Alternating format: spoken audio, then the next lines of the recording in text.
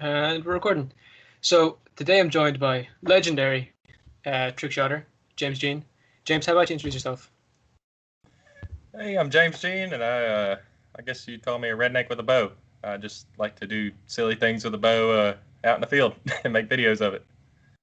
Now you call him silly, but it's kind of far from that. It's very impressive.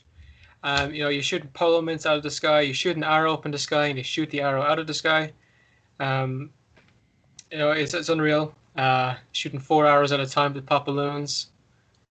Um, so obviously that takes like a lot of training. So when you're training to do your trick shots or archery in general, how do you go about it? Uh, I just like to, I'll get bored, and then I have an archery backdrop in the barn, and I have some hay bales and stuff. So I'll just sit there and see what I could do with arrows, and then once I figure out, something, and then I'll try to work a trick shot around it. And then depending on the shot, I'll try to figure out a way to make it consistent where I could use it, in a live show or whatnot. Yeah. So, yeah, it's just, I get bored. The reason I started doing this is because I was really into archery and I was shooting every day, and I just got so bored of shooting still targets. So I started, playing around using different targets and moving targets, and then it just kind of evolved to what this was. That was back in 2011 when I first started doing these trick shots. Yeah.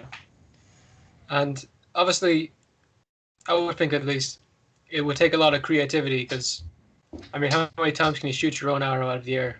But like, you always have new stuff. Oh yeah, you got to keep it fresh. I just like to I like to shoot in different ways or have a different way to approach something. I'm always playing around with stuff like that just because I don't know. I feel like when making videos, people don't want to see the same stuff over and over. Yeah, I get you. Yeah, it's like some of the ways like you draw the bow back like behind your head or just at your chest. You know, because I actually do archery and it's hard enough to shoot at an anchor point. Never mind, behind the head. It's very impressive to see because I kind of can figure out what you're doing. Mm. Um, but yeah, some of the things like the clay pigeon shooting behind the head. That Right. like, what are you using as your point of reference, or are you just kind of like instinctually letting it go? So I shoot instinctive, but I try to I approach it just like if I was shooting regular. Like I'll try to make an anchor point wherever, like behind the head. I'll try to rest my shooting hand like where my knuckles are at my ear, my wrist is at my neck. Try to do that every time, Yeah, so it can as far as you just try to make it as consistent as possible. Same thing with behind the back. I'll try to rest it right on my belt loop or something like that, mm, or just with anything. I just try to make it as consistent as possible. Archery is all about consistency, and yeah, I try to make it as consistent as possible. yeah. And have you always used the same bow while doing this? um, I I'm not the person that gets bows all the time. I like to just have a bow and just stick with it. Yeah. And for the for like 7 years, I was using a Hoyt Game Master 2, and I recently just switched to the Satori, and then I've been shooting that, and I'm loving that bow. It's really Sweet. nice. Are you shooting off the shelf? Yes. Yeah. Shooting just off the shelf. I got a little bit of a female Velcro on the top, and that's what I Mm. shoot off of. So with some of those shots where you're shooting an arrow up in the air and then you shoot another arrow up and you break it mid-flight, do you ever get worried that you're going to shoot like way too far to find the arrow, or you could hit someone really far away? Because like, I'm not sure how powerful your bow is, but like when you're going at a shot that's like 45 degrees up in the air or more, Mhm. it's going to go a long way. Oh yeah. I use flu arrows, which they'll go at the max maybe 120 yards. It just Mm. depends on the degree, but most of the time it goes about 80 to 100. Um, I use that when I'm shooting aerials, and I like to shoot up in the 45 degree because I'm shooting in an open field, and what it does when I shoot at that degree, it kind of goes, arcs, and then sticks straight in the ground where I can just go and easily pick it up. At a Yeah. lower angle, it'll get buried under the grass and it'll be hard to find. Mm. Yeah, if anyone listening's ever done cloud shooting, it would be kind of like. Um, so yeah, with skills like that, I'd have to wonder, do you hunt? And I'd say you're a very successful one. Yep, I do. My main, like, what I do for a living is I produce outdoor shows, and I do a lot of hunting, but I don't get to necessarily do a lot of shooting. I'm usually behind the camera trying to film, and Hmm. I go from time to time, but I've been doing that all my life. That's the reason I got into outdoor videography, and that's the reason I'm into archery now. Yeah. So tell me a bit about the shows. Like, that's obviously impressive.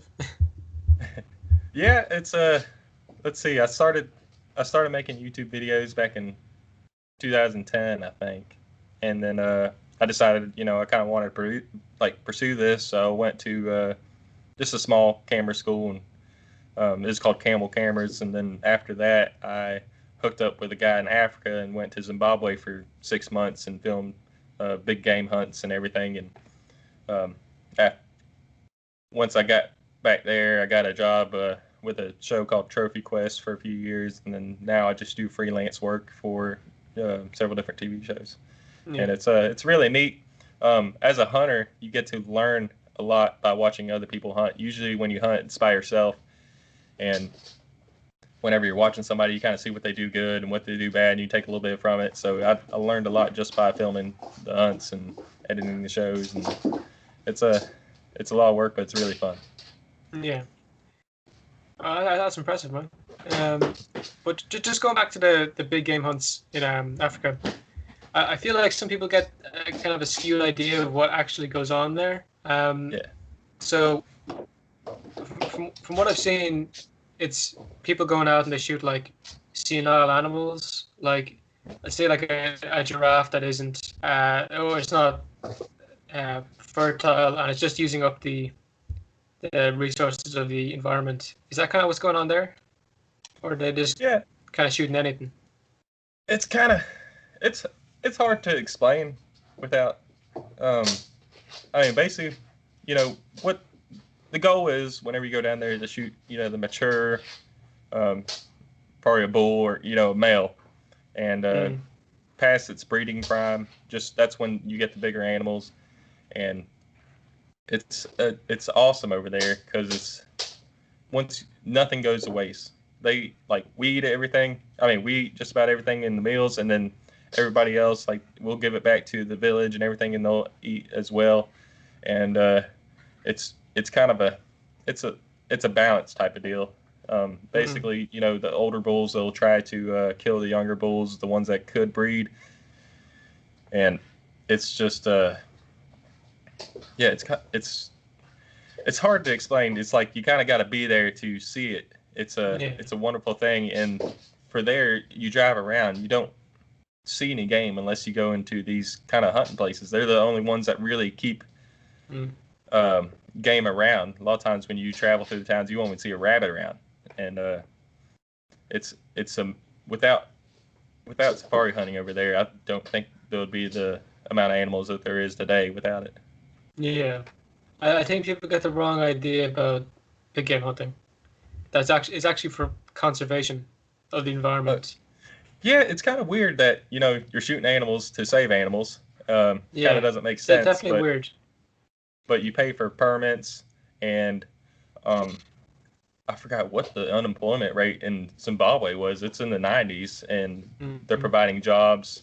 There's there's tons of people that work behind the scenes, cooking, keeping they got anti-poaching where there's people that patrol the areas, making sure there's you know making sure there's still game around, making sure keeping Yeah, people from protecting the game, and then and then all the money goes into know, keeping animals around and yeah, keeping it around for a long time. yeah. Because we're definitely seeing a drop in those numbers thanks to overhunting and poaching. But Yeah. I think people need to kind of separate the two. One's actually beneficial, one is detrimental. But Oh yeah. no, it's cool you got to experience it firsthand and see what's going on there. Yeah. It's definitely definitely quite an experience. I'd love to get back. and see it again. I've been there a few times. I'd love to stay over there another 6 months, and Yeah. it's just if I was single, I'd probably just go live down there. Yeah, that's kind of the thing. You gotta convince the missus. Yeah. Um, you know how it goes. So obviously, I know you from your Instagram page, but you post on all sorts of other things. Now you're very active on that. You post, I think, nearly every day or every day. Um, Uh, two to three times a week, and then sometimes on and stories and stuff. yeah, and you know, there's never a lack of creativity. It's always just, you know, unrealistically good shots. But do you have to like reshoot them a couple times? Like, come Oh on, yeah. you have to have missed it at least once. You Let me know? ask you this: does an Olympic archer hit the X every time? No, sir. How do you expect me to hit every shot every time? Yeah, yeah, It's just but as the years gone by, I became more consistent at this stuff, and there's some shots that take a lot of tries, so especially the new ones that I never done before, and there's some that I have pretty consistent where I can use it in the live shows and stuff like that. yeah, Um, but yeah, it's tough. It's a process. I mean, the the way I do it, I mean, I've done hundreds of different shots, so it's hard to get them all consistent. And I love the part, like I grew up skateboarding, and I love, I learn new tricks, and there's a process to it, and there's a lot of, it cuts out the quitters yeah, basically because it takes a lot of work to learn these things. And it's just I love the process, trying to, trial and error, trying to figure it out. There's, different, and then as you're shooting, you figure out different tips. But basically, I do like I usually do 20 shots and then just move on to the next. If you don't get it, try it again. I have good and bad days. There's some stuff I get first try. There's some stuff I can get pretty consistent, and there's some stuff that's just lucky.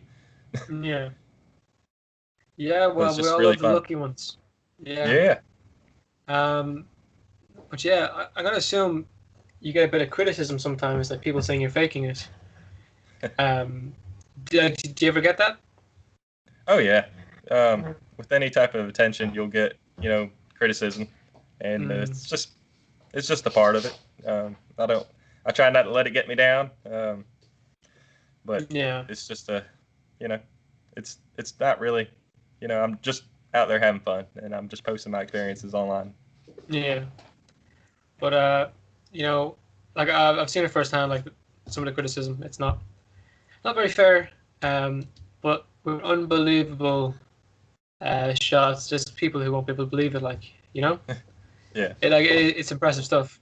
Uh, But yeah, it's awesome stuff. And the arrows you shoot, you said they're flu, but what brand? Um, Most of the time, I'll get these gold tip warrior shafts, and I'll fletch them with a full length feather to make a spiral wrap flu, and then I'll use spiral wrap most of the time for aerial shots. I'll use the regular three fledged arrows with regular feathers for the ramps and the curving shots.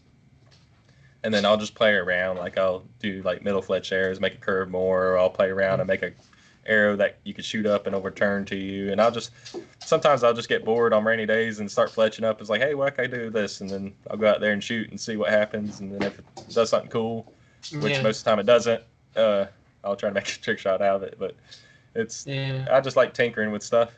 It's fun. yeah.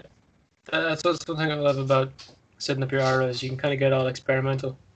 Yeah. Um, yeah, I shoot XS wings. They're very brittle, but they're very good. Kind of adjusting to your mistakes.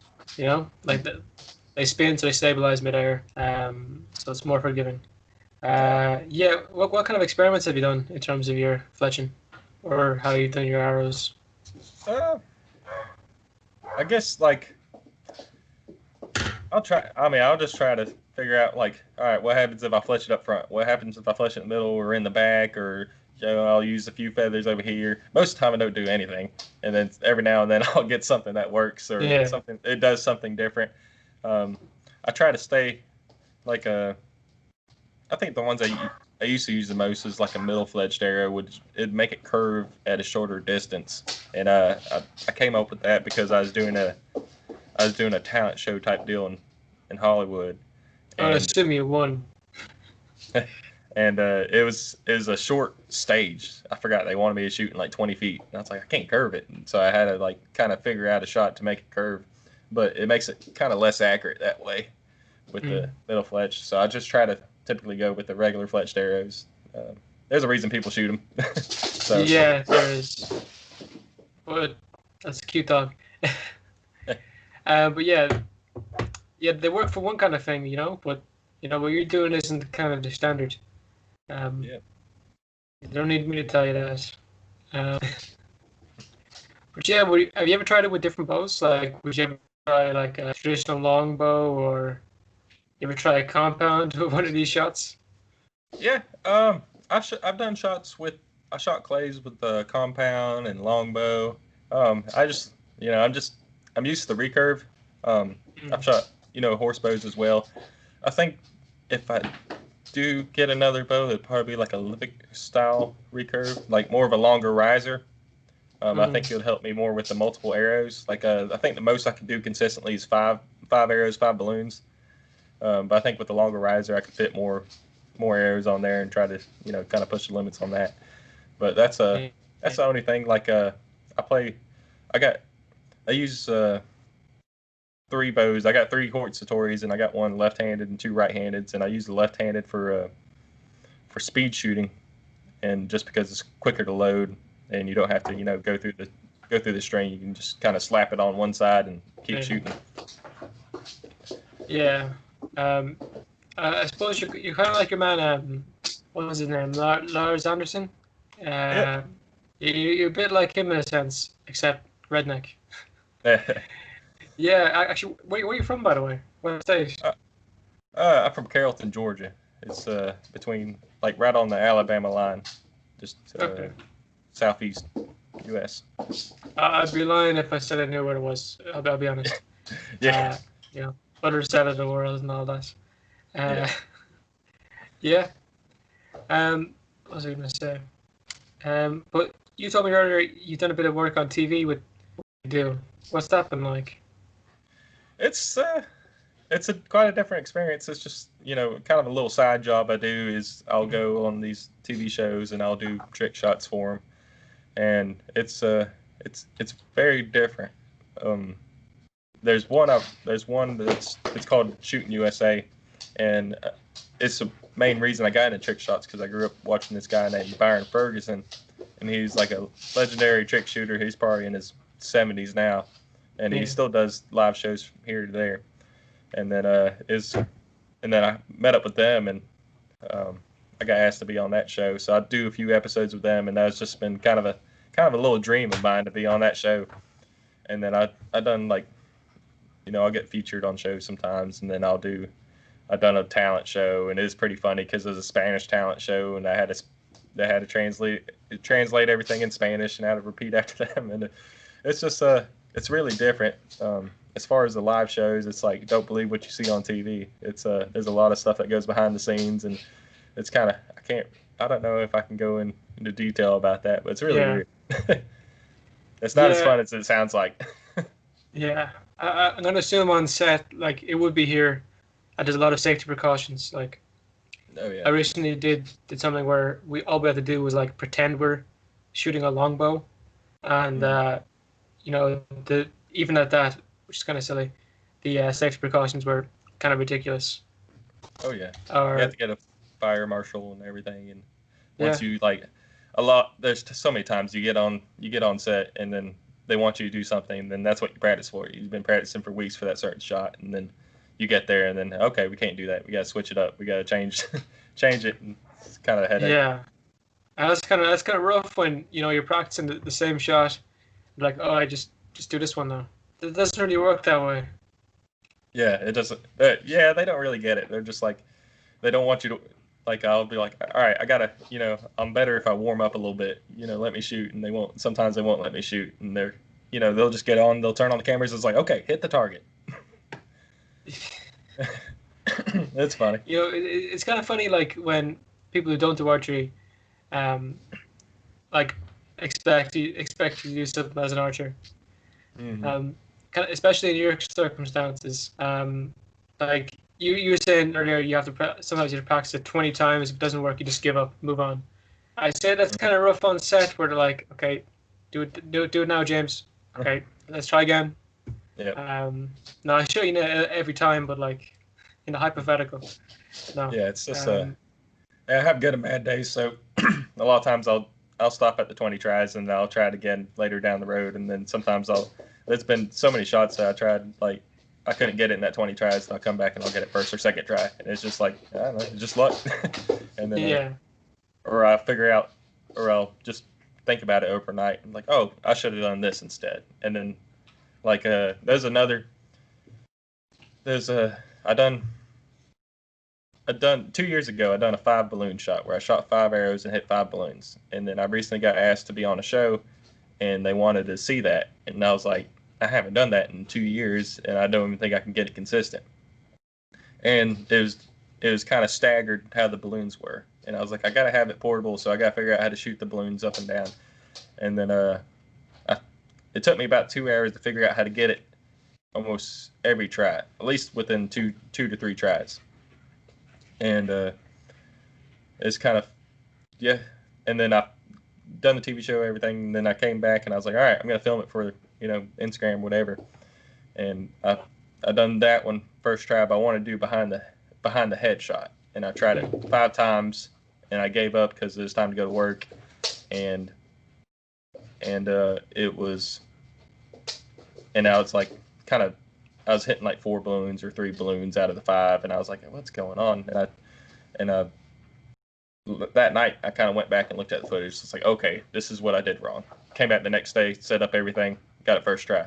It was just stuff like that. nice. Sometimes it's the best just to sit back and kind of think and review everything. And anybody that's shooting, I'd really advise to like film yourself shoot.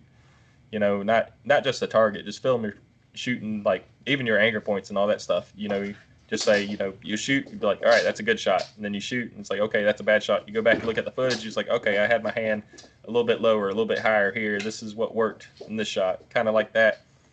And I do a lot of filming like that, just to Yeah, kind of help myself improve and give me little points or, any type.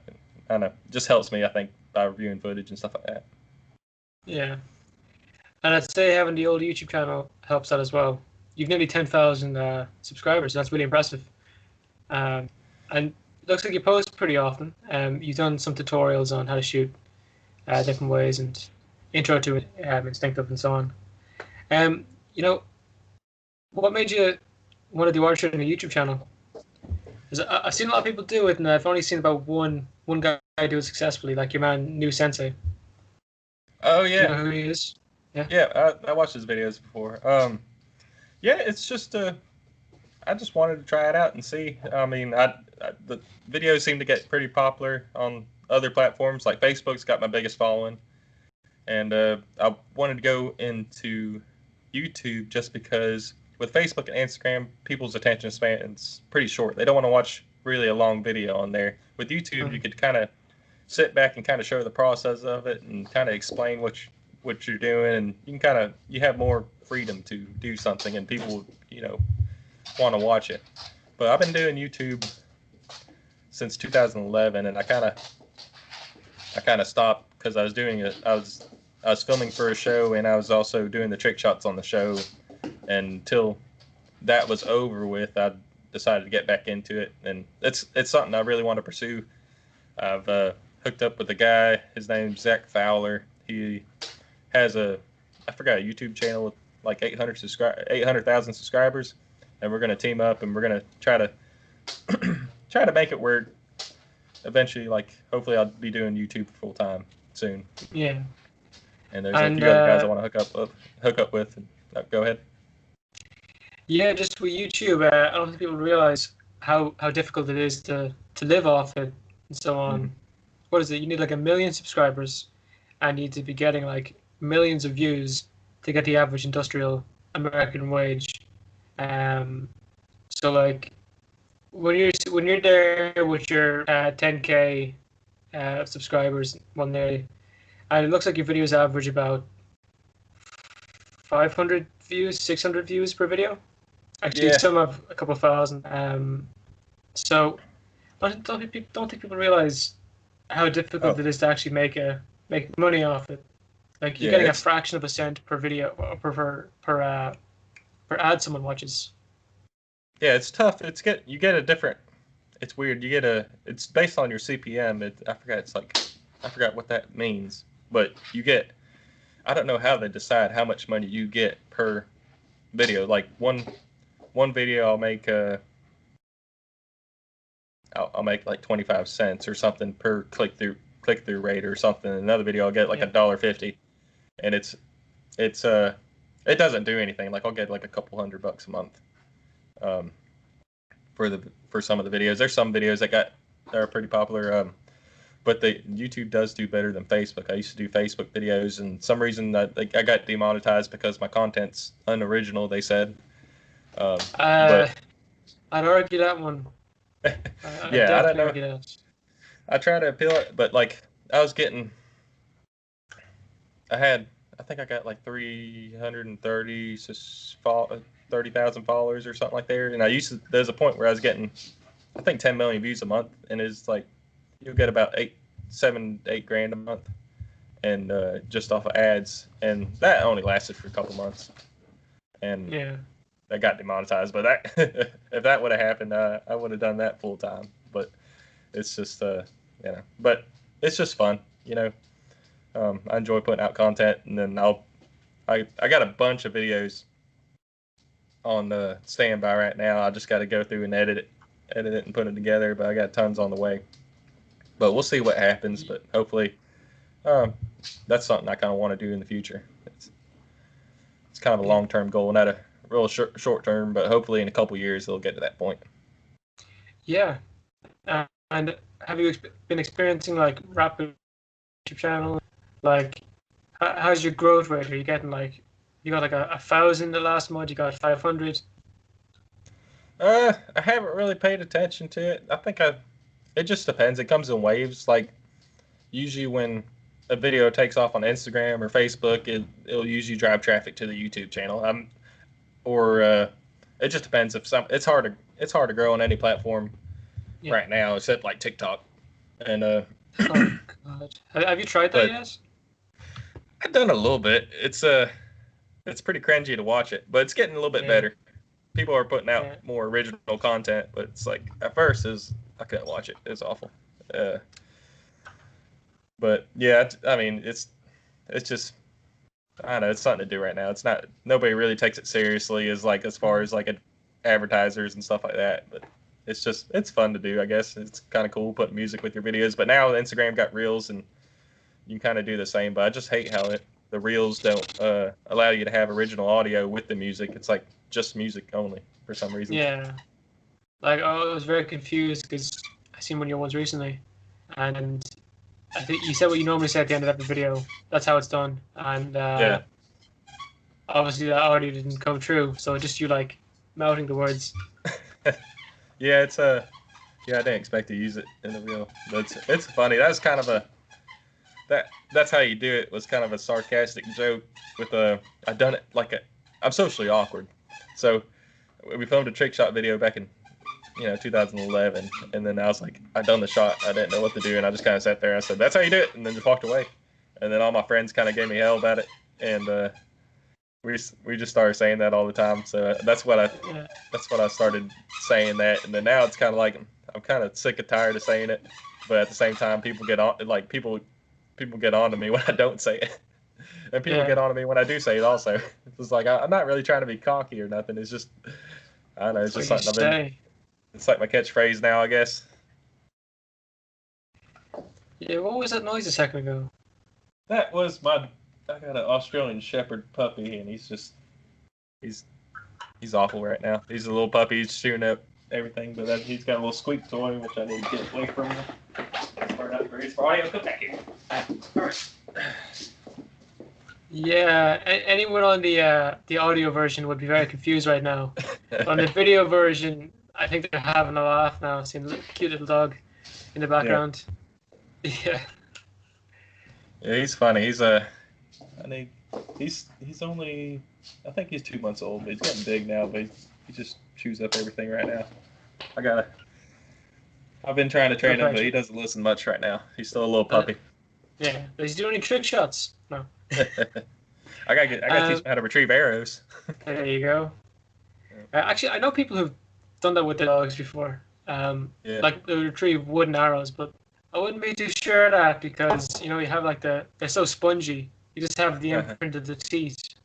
Yeah, and if you stop them, you'd be even worse. Yeah, but yeah, go on, sorry. No, so I had one in Africa that whenever I was in Africa, they had a little fox terrier, and he'd retrieve my arrows, but I have to get it as soon as he brings it back, or he's just gonna chew them up. That was the only problem. Yeah. Well, there you go. But yeah, just going back to YouTube and so on. Like, what are your plans with it in the future? Are you gonna do only archery videos and keep it at that, or have you any plans to branch out? It just kind of whatever. I don't know, whatever I feel like doing. If I eventually get tired of making trick shot videos, then I'll maybe branch out. But it seems like I tried different videos, and it seems like the archery trick shot seems to catch more traction, and it's easier for me to make. It's one thing to make a hunting video. You got to wait weeks and so on. If you're successful or something like that, in a trick shot video, I can go out and for an hour and shoot, do 20 or 30 shots, and there's a video. It's I might branch out. I want to try to do some more how-to, but I'm not a super expert, so I'll just I want to do more how-tos on trick shots, or what to do, how to do this, or like some of the easy ones, or where I didn't really find any help whenever I was doing it, and now I can make the information more available where people could, they could take all the hard work out and kind of have a good starting point to do some of these things, and it's just I don't know, it just depends on where it goes, and I'm always testing stuff. It's like social media. It's hard to go viral now without kind of playing the game. It's kind of to be good in social media. You gotta you gotta be on top of everything with the algorithms and all that stuff. It's a full-time job trying to figure that out, and it's a headache. It's also you do one of something the right. least rewarding. One of the least rewarding jobs you'll ever do. Mm-hmm. Unless you're like way up there. Mm-hmm. Yeah, pretty much it's hard to grow on a platform unless it just first starts out. That's when you need to. It might sound lame, but that's when you get on that right when the first time it starts out. That's when it starts to grow. But now it's it's almost impossible to grow on Instagram or stuff like that unless somebody reposts your things. It's hard to grow. The only time I'll be on a little lull and I'll be stuck, and then somebody shares my stuff, and that's when it starts popping. But it's hard to just grow, just posting stuff. But it's fun. I guess you gotta sit there and figure it out, and that's the thing too. You gotta make it, make everything visually pleasing. That's why, I'm gonna make a video on the YouTube because I just did my hardest shot I ever done, and that was a no look arrow break. And I want to film the whole process and kind of tell my whole story with that. And is obviously a lucky shot. It took close to an hour and 45 minutes to 2 hours to do. But I done it just to get it on footage. I've done it successfully 8 times before I got the perfect shot on footage. And then I hit it. I mean, several times. There's one time I hit 5 in a row, without breaking, and I figured out kind of the secret kind of to do it, but it's just just to get that perfect shot, it took that long. It only took me about 10-15 minutes to get it first try, but it's it took me forever to get it perfect on the camera right and everything. You know what, you sound like a very patient guy. Oh yeah, it's fun. You need patience for what you're doing. Mm-hmm. Especially where a lot of it is the quitters. Yeah, like you say, it just seems like it's a lot of work, and then you have the chance of reward, but you do chase it. So, I mean, power to you. I'm loving the stuff. I'm watching it. I introduced it to some of my friends who've been sharing it around, saying it's great. Okay. So, yeah, I guess that's kind of it, man. Unless you got something you want to talk about, I guess we're finished. All right. No, I just want to thank you for having me on there. If anybody's got any more questions, feel free to DM me. I'll try my best, but sometimes they get lost. And but I'm on. You could try Instagram. I'm on there most of the time. Facebook also sometimes. But yeah, and then I'll have more how-to videos and more videos in the future. And um, if anybody has any questions, feel free to ask, and Yeah. I'll try to point you in the right direction. If I don't know it, then I'll try to point you to somebody that does know it, and just stuff like that. Could you just remind us all what the names are for your social medias, like your YouTube and So your Instagram? everything is James Jean, Jean, like blue jeans, trick shots, and that's on all. That's where I'm at. Instagram, Facebook, Twitter. I'm barely on there, but TikTok and YouTube and all that stuff. But So yeah, look, if you gotten this far, make sure to like, comment, subscribe. Make sure to check out Gene, and take it handy.